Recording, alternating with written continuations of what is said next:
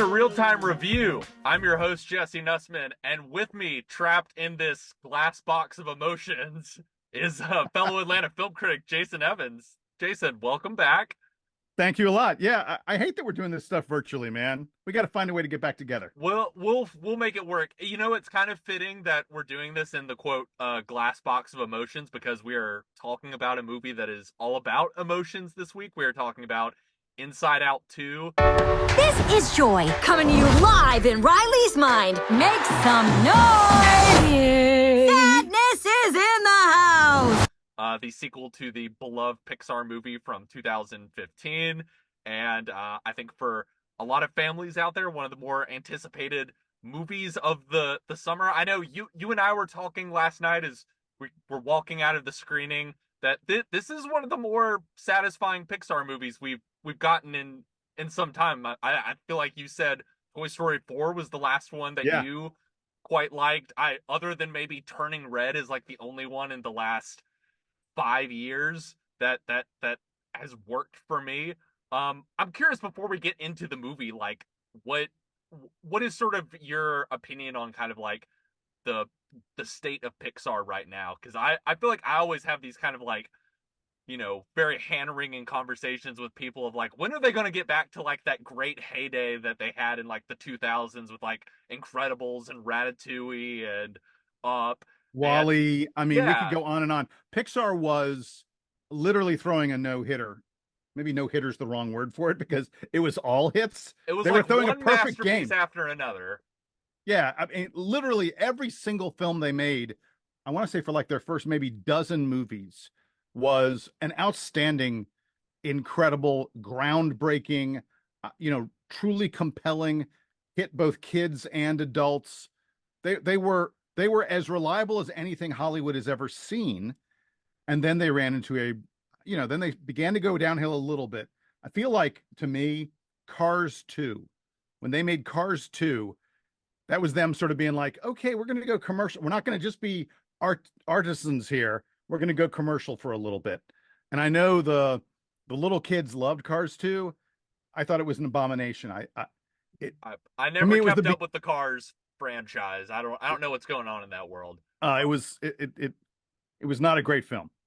And then from there, they've had some missteps, but I don't think anyone, even the harshest critic of Pixar, really would have imagined what they've been through over the past, like you say, like 4 or 5 years. It's not that the films have been awful. They just haven't been buzzy. They haven't been movies where everyone was talking about them and felt impacted by them. They released a whole bunch of them, like 3 in a row because of the pandemic. They released just on Disney Plus.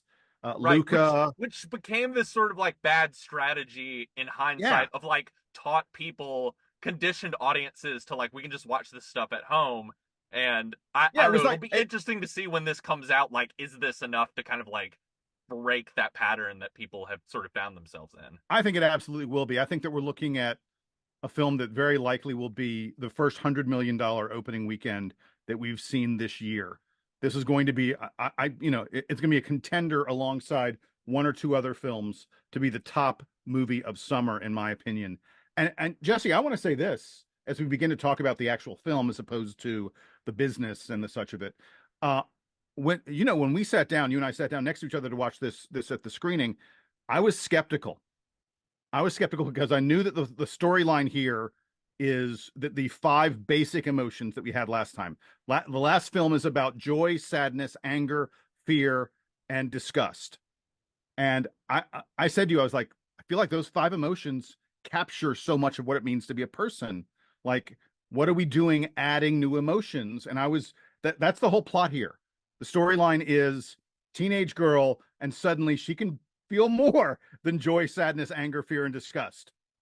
And that was my big concern.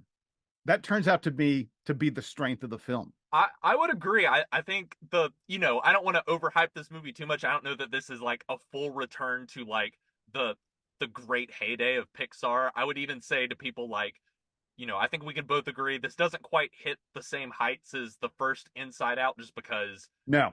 As you and I were talking about as we were leaving the theater, I think so much of the fun surprise of that movie was just the pure originality of it.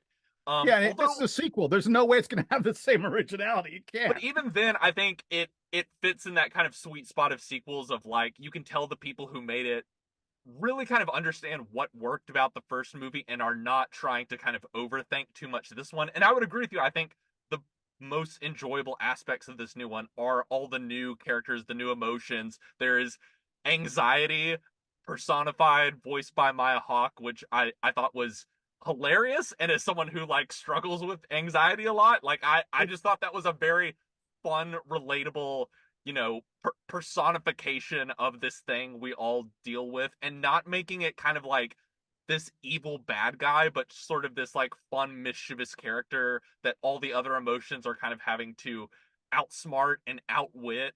And even in the way that like the first movie, I thought really brilliantly kind of conveyed to audiences the importance of all of our different emotions, and it's important to feel different things at different points in life. And I was kind of impressed that this movie, even with a subject like anxiety, was sort of like, there are important ways we can use our anxiety. It's not totally useless, but we have to keep it in check. And I'm just sort of continuously amazed that this series at this point is able to sort of like take all of these very broad conceptual ideas about like how our brain works and put it into like very tangible, fun, physical just things. Like whether there's even a you know sarcasm in this movie gets sort of explained, but as a sort of like actual chasm that like a almost like a That Grand was Canyon. brilliant. Yeah, Brilliant. that as it the chasm gets wider and wider, like, and the characters are having to talk to each other across this sort of massive canyon, that they hear each other in sarcastic tones. Just little details like that that are such, I think, a fun way of kind of like making these sort of like Psych 101 ideas kind of something very fun and understandable for children, for adults, for anyone who's kind of going in and watching this. Yeah, there's also a brainstorm at one point and a stream of consciousness. Yes. Both of those I love. Look, getting back to the emotions, like I said, I was sort of skeptical. I thought it made perfect sense, though, that a teenage girl would suddenly find her basic emotions overwhelmed by anxiety, envy, embarrassment, and ennui. And Yes. and it was entirely appropriate that anxiety, with some help from envy, would completely take over her mind. I thought that Yes. was great. I think you're absolutely right that it none of these emotions end up being pure good guys or bad guys.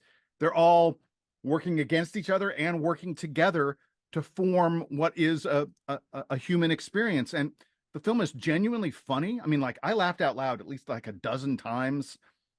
You're right. There are a couple times that I thought it dragged, where I was sort of like, can we get on with this?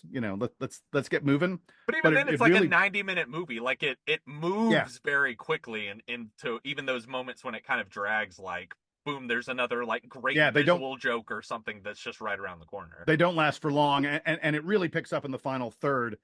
Um, Look, I'm marveled. I'm marveled at the way they found ways to explore the inside of consciousness and the collection of experiences that makes each of us uniquely what we are. And it had some real things to say about emotions, how they control us.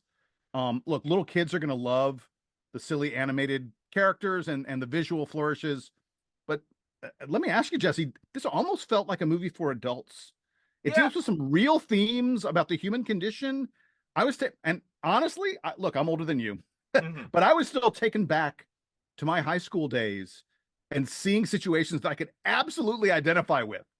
Yeah, I think it's really, again, getting back to that thing that sort of impresses me about this movie is I think it's able to be sort of relatable for us older audiences. And obviously I would love to, talk to a child, or I have people in my family that work as therapists, and I remember when the first one was coming out, them talking about like what a great tool it was to just sort of like you have these sort of very, as we said, like understandable ways of sort of conveying how to sort of deal with your emotions and deal with all the mental stuff that comes at you throughout your life as you're growing older and learning to become a person in the world. And I do think there's an aspect of this that I could imagine it being understandable to a child, of like maybe they don't fully understand like what every single metaphor and little like aside Yeah, joke no. is, but I Well, again and it they don't even know what ennui means. I mean, right, which I thought was like a very, very funny joke, that you have like ennui personified as this like lazy kind of cool French goth character.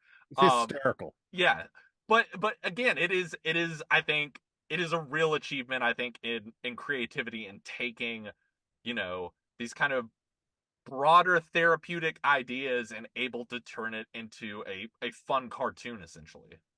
Yeah, and my last bottom line is the script is really smart. There's just yeah, I keep on going back to it's a film that exists on so many different levels and has so many different things to say about our collective consciousness that I think is really I, I was unbelievably impressed with it. And I did want to really quickly shout out. I thought that some of the voice work was fabulous. Oh yeah. Amy Poehler as Joy is great. Phyllis Smith from The Office as Sadness, and then you already mentioned her once, but Maya Hawke, who is Ethan Hawke and Uma Thurman's daughter, and people may recognize her voice. She's a star on Stranger Things. She's one of the main characters on Stranger Things. She's done some other stuff. I thought she was amazing as Anxiety. Eh, There's just a lot of craft in this film. Ordinarily, I would be like, another sequel. This is Pixar going safe by doing a sequel. But I'll tell you this: if they want to tell me they're going to do an Inside Out 3 of this character, maybe becoming aware of boys, Yeah, I because mean that would be fun if it becomes this it'd be thing great. like, like the Richard Linklater Before trilogy of like every few years Pixar's just gonna like revisit Inside Out, and like Yeah, the main character has sort of aged up like another 5 years, and it just becomes, I think that would be a really cool idea if they turn this into like, here's a series that like in its totality is about growing up and dealing with all the things you deal with as you get older and sort of become more part of the world. I do want to ask you though, the one thing that I think the first movie has that this one doesn't quite have is kind of that sort of heavy weight of Pixar emotion. And I'm curious if that was something you missed from this movie, because I know that's become a little bit of, I think, a crutch for some people with the Pixar movies. I've had conversations, and even myself, like walked out of some Pixar movies thinking like I didn't need to cry that time. And and it was notable to me of like, oh yeah, that is, I do remember feeling very emotionally overwhelmed watching the first one, and didn't quite have that experience watching this one. But I'm curious, considering some of the larger conversation about like, does every Pixar movie need to have this sort of like extreme tear jerking moment that like makes every little kid like tug at their dad's shirt being like, why are you crying? Like, if you missed having that, or were sort of glad that for once they kind of, didn't feel the need to do that. I don't mind that it didn't go there. The stakes aren't really. Let me put it this way: the conflict, the thing that's happening in the film, feels super important to a 13-year-old girl. It's not something where I watched it and I'm like, oh my God, I'm gonna tear up and get all emotional when this is all done. So I don't mind that they didn't go there. It might have felt forced if they tried to go that far with it. I think, in fact, making it more genuine, making it about an experience that I think a lot of us can relate to, and isn't quite as heavy, I think that probably was a good idea here. Um, you know, not every movie needs to be the the toys on the brink of falling into the inferno in Toy Story 3. That's like one of, like, I was like That's like the ultimate traumatized. example of that in one of their movies. Yeah, exactly. We don't need to have that every time. Or yeah, I recall the end of Wally being another one where I was just like unbelievably emotionally moved.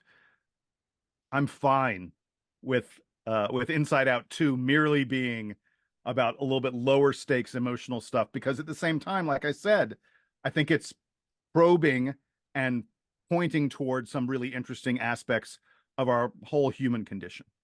Well, that about wraps us up for Inside Out 2, unless you got any final thoughts. No, I think that this is one of those rare films that is for anyone.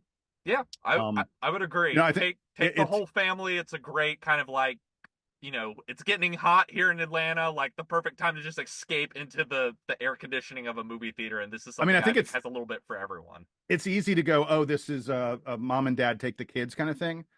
I think this is a perfectly fine date movie. I Sure. don't think you have to, go with your friends. It is a funny and insightful time at the movies, and we just don't get a lot of those. Yeah.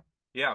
Well, Jason, coming up in the next few weeks, we're gonna be shifting from movies for everyone to some more adult fare. We're gonna be talking about Jeff Nichols' The Bike Riders, hopefully, as well as our boy Yorgos Lanthimos is returning with Kinds a of kindness. Kinds of Kindness, which I have a sneaking suspicion will not be such a kind movie. Considering I've heard it's very similar to Yorgos Lanthimos's like earlier meaner work.